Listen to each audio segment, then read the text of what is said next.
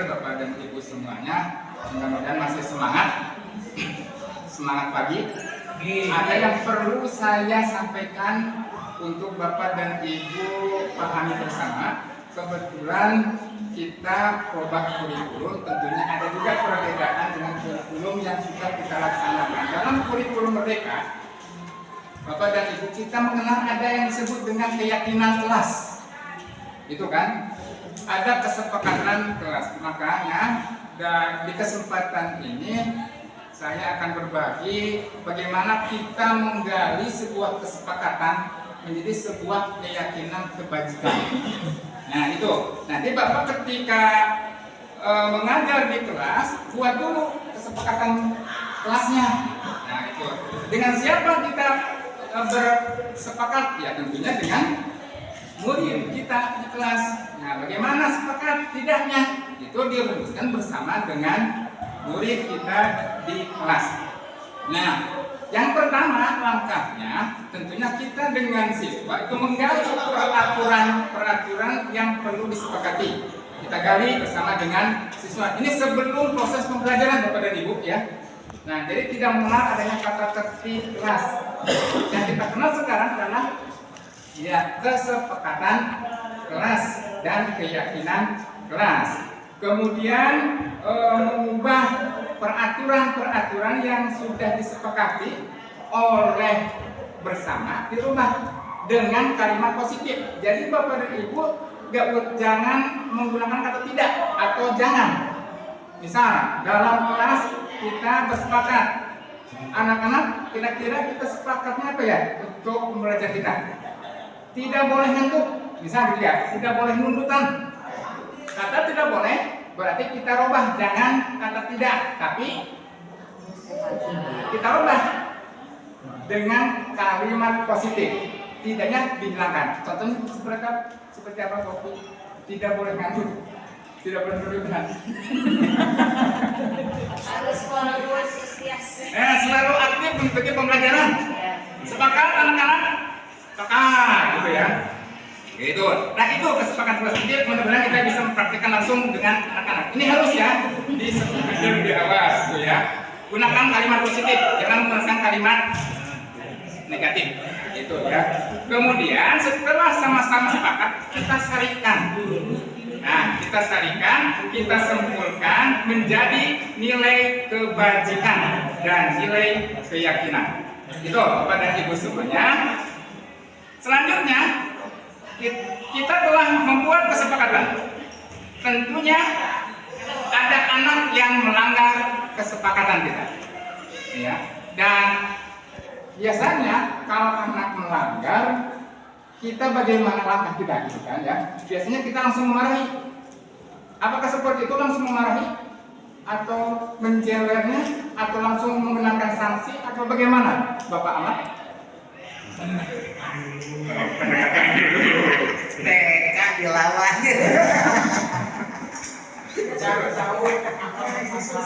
Iya betul. Iya. Jadi kita menang dengan tahapan segitiga restitusi, Bapak dan Ibu semuanya ya. Segitiga restitusi itu sebuah langkah untuk untuk mendisiplinkan siswa. Ketika anak dimarahi, faktor psikologinya tentunya akan lebih tersulut. Makanya segitiga restitusi ini membuat anak merasa nyaman. Bukan? Tadi kata Pak Kepala bahwa sekolah itu harus ramah dan nyaman anak. Ya. Tahapan yang pertama Bapak dan Ibu dalam segitiga restitusi, barangkali ada yang sudah tahu. Yang pertama itu Bu Tati, iya, menstabilkan dulu identitas. Bapak dan Ibu semuanya ya, anak ketika berbuat salah itu tidak stabil, ya, karena merasa salah. Paroma dulu, kalau salah paroma ya, kalau kita berbuat salah itu kita tidak stabil, betul ya? Merasa salah silen yang gitu ya. Nah kita sebagai guru stabilkan dulu siswanya. Contoh seperti ini kalimatnya ya.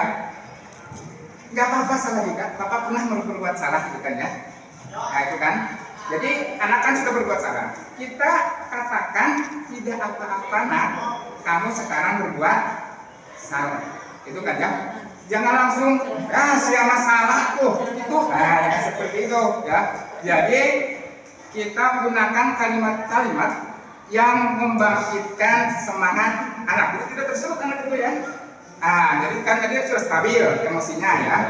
Nah, langkah yang kedua yaitu validasi tindakan yang salah. Kenapa anak itu salah? Berarti kita bicara sama anak dengan menanyakan alasan. Nah, kenapa kamu? Kira-kira kalau boleh Bapak tahu alasan kamu itu berbuat itu apa? Sama Nana sebagai siswa, contoh misalnya. Nah, kita tanyakan dulu alasannya. Nah, seperti itu. Yang terakhir Bapak dan Ibu itu menanyakan keyakinan.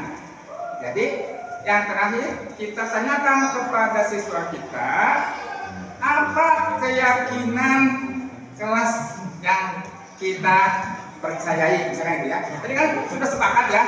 Misalkan kita tanyakan lagi kepada siswa kita ya kira-kira keyakinan kelas apa yang kamu percayai, keyakinan kelas apa yang kamu langgar gitu ya.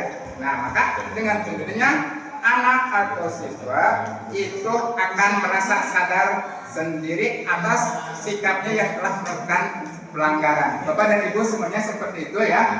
Kita nanti di kelas sepakati dulu keyakinan kelas kita. Ketika ada anak yang melanggar kesepakatan, kita lakukan tahapan segitiga restitusi. Apa saja ulangi lagi? Yang pertama menstabilkan identitas, yang kedua validasi tindakan yang salah, yang ketiga menanyakan keyakinan. Demikian, Ibu mudah-mudahan saya bisa semua ya bisa melaksanakan dalam proses pembelajaran kita sehingga menciptakan anak yang sadar akan tanggung jawabnya gitu ya, tanpa kita paksa. Dengan sendirinya anak sadar sehingga menjadi anak yang baik, soleh dan soleha. Amin ya Allah ya Rabbal alamin. Demikian Pak Kepala. Semangat, lebih baik mau teruskan enggak ya? Kalau kesepakatan kelas, satu harus ada kesepakatan untuk wali kelas dengan anak. Ya, betul. Kita bagi gitu kan ya. Dia kan wali kelasnya ayah pasti bagi-bagi. Silakan kesepakatannya seperti apa untuk wali kelas secara umum lah. Eta kan tadi kesepakatan untuk mata pelajaran keren. Ya. Ketika mata pelajaran itu tergantung guru. Apa? Yang terpenting kesepakatan di kelasnya kumaha anu kedah disepakati ayah Pak ayah Ibu Tati, silakan atau semuanya nanti buat disepakati di kelas dan memang dicantumkan. Tadi di kelas teh ada dituliskan hasil sepakatnya anu nulis heula apakah sepakat misalkan menu tadi tehnya seberapa tahu nulis heula mah kan ditulis jadi sebuah peraturan kelas.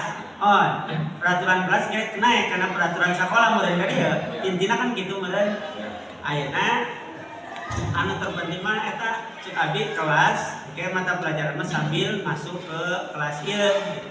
Maka mohon perhatiannya. Bagus, terima kasih Pak Maman. Ya seperti itu. Jadi nanti wali kelas, bersama dengan siswanya di kelas untuk pembentukan kesepakatan kelas itu dengan wali termasuk struktur, ya termasuk dengan perangkat kelas yang lainnya. Sepakati. Bapak dan Ibu semuanya tadi kan saya ulangi ya. Pada dasarnya sama ini kesepakatan itu ada aturan, gitu ya. Tapi istilahnya adalah kesepakatan kelas. Kalau aturan itu biasanya yang tadi itu kesannya seperti apa gitu ya. Nah, jadi dengan sepakat ini kan kesannya seolah-olah menjadi Nah, terus ada hukumannya. Kalau sudah melanggar aturan, bayaran kita kena hukum, gitu kan ya. Anak-anak menjadi jawab, gitu kan. Jadi Sama Bapak, seperti ibu bapak dulu kan gitu. Kesepakatan kan tadi yang kita bicarakan kesepakatan. Menumbuhkan kesadaran. Bapak dan Ibu wali kelas, betul kata Pak Maman tadi, Bapak dan Ibu wali kelas nanti silakan untuk menyepakati kesepakatan kelasnya masing. Akhirnya sekolah juga nanti punya kesepakatan sekolah. Demikian, gitu ya. Barangkali ada yang lainnya, Bu Rini, ya, Bu Lia, baik, kayak mana? Kesepakatan kelas itu bisa beda dengan kesepakatan antara guru mata pelajaran, Pak. Ya. Artinya ketika guru mata pelajaran hanya kesepakatan untuk pertemuan itu, pertemuan berikutnya bisa beda lagi kan? Kesepakati lagi gitu. Itu mampu. Iya. Betul. Baik, sudah. Betul, betul, Pak. Terima kasih. Yang lainnya Pak Kolom mungkin terakhir. Ya. Alhamdulillah Bapak dan Ibu semuanya pertemuan kita sudah selesai. Mudah-mudahan pertemuan kita ini adalah insya Allah pertemuan yang bermanfaat, gitu ya. Dan kita semua senantiasa ada dalam lindungan Allah Subhanahu wa Ta'ala. Untuk terakhir, tentunya mari kita bacakan doa kifaratul majlis. Bismillahirrahmanirrahim. Subhanallah. Alhamdulillah.